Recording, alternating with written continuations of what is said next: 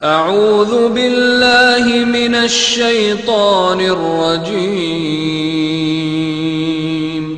پناہ مانگتا ہوں میں اللہ کی شیطان مردود سے۔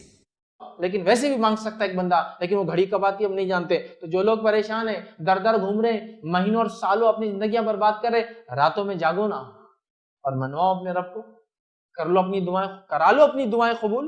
اتنی باتیں آ رہی کہ رات میں ایک گھڑی ایسی آتی ہے جس گھڑی میں ایک مسلمان جو دعا کرتا ہے، جو مانگتا ہے، اللہ تعالیٰ اس کو عطا کر دیتا ہے، اور یہ گھڑی ہر رات آتی ہے۔ یہ گھڑی کوئی معاملہ خاص نہیں ہے، سارا سال ہوتا ہے۔ تو کہاں ڈھونڈ رہے ہیں ہم؟ کدھر پریشان ہیں؟ کس سے مانگ رہے ہیں؟ ادھر ہے راستہ، یہ ہے راستہ کہ راتوں میں تہجد کا اہتمام، پھر دعائیں، اور راتوں میں نماز کا اہتمام، پھر دعائیں، اور سجدوں میں دعائیں، اور استغفار، اور کثرت سے دعائیں، اور اللہ کی تسبیحات اور تلاوت قرآن، نماز کی شکل میں یا بغیر نماز کے پڑھنے کی شکل میں، قرأت کی شکل میں۔ سمجھ رہا ہے؟ تو بہرحال ہم کو یہ تمام چیزیں کرنا ہے۔ تو رات میں اگر انسان جاگتا ہے اور تہجد کا اہتمام کرتا ہے تو دلوں کو زندگی ملتی ہے۔ دلوں کو زندگی ملتی ہے، وہ ارادے یا وہ عزم جو پست ہو چکے ہیں ان میں ایک نئی زندگی آتی ہے۔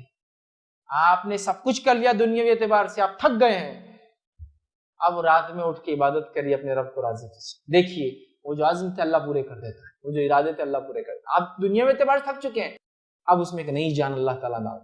تو راتوں میں اٹھنے سے زندگی ملتی ہے انسان، وہ عزم جو ختم ہو چکی ہے، پستہ ہو چکی ہے، اس میں نئی توانائی اور نئی جوش اور جان آتی ہے۔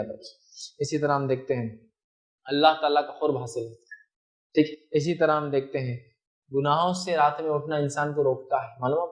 اسی طرح ہم دیکھتے ہیں یہ گناہوں کا کفارہ بھی بنتا ہے، راتوں میں اٹھنا ہمارے گناہ، اس لیے کہ اللہ تعالیٰ مشقت کو دیکھتا ہے نا۔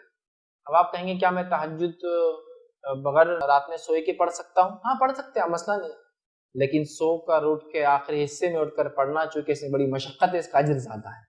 ورنہ تہجد تو عشاء کی بعد بھی پڑھ سکتے ہیں، سونا ضروری ہے، لیکن اجر کے اعتبار سے سو کر نفس کو کاٹ کر پھر اٹھنا اور پھر نماز پڑھنا یہ بڑی بات ہے۔